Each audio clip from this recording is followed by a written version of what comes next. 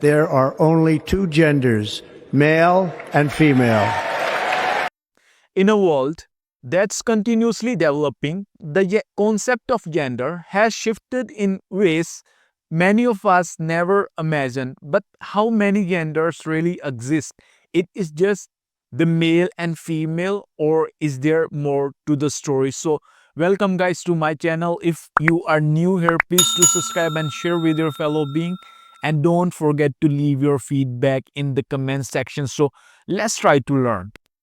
Throughout human history, the most societies have agreed with the Bible that there are only two genders. There are males and females, and there are men's and women's. In modern times, especially in the last century, perceptions and theories have changed. Today, there is a push for the people to respect the existence of many different gender identities, including but not limited to male and female, transgender, gender neutral, non binary, and so on. With so many possible genders, the word gender has become meaningless, at least outside of the scripture.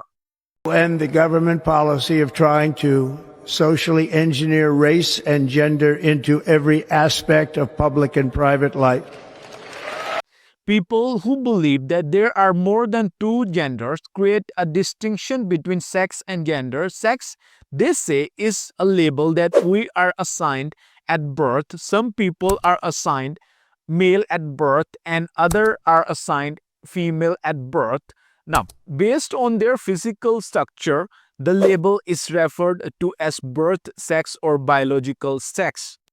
Gender, the same people suggest, does not always lines up with person's own gender regardless of their sex and can express it in their own ways. According to this view, human can decide their gender identity but not the sex they were assigned at birth.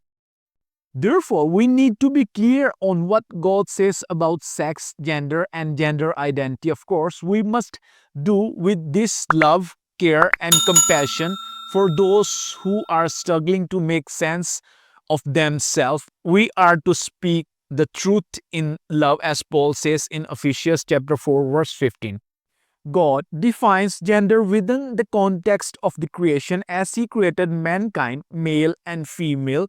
Genesis chapter 1, verse 27. There are undeniable biological difference between males and females. These difference extend to gender. Now, there are difference between men and women, and God has assigned specific role to each gender.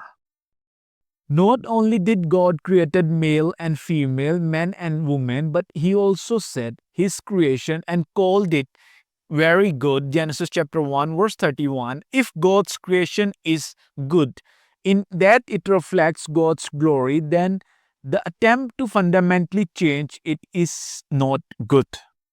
Well, there are differences between men and women. Both are created in the image of God. Genesis chapter 1, verse 27. This means that men and women have equal respect. In fact, God blessed Adam and Eve rather than Adam alone and told them to be fruitful and multiply and fill the earth and control it. Therefore, have authority over the fish of the sea and over the birds of the heaven and over every living thing that moves on earth. Genesis chapter 1, verse 28. Of course, the very command to multiply requires two balancing gender, and I hope you guys like this video.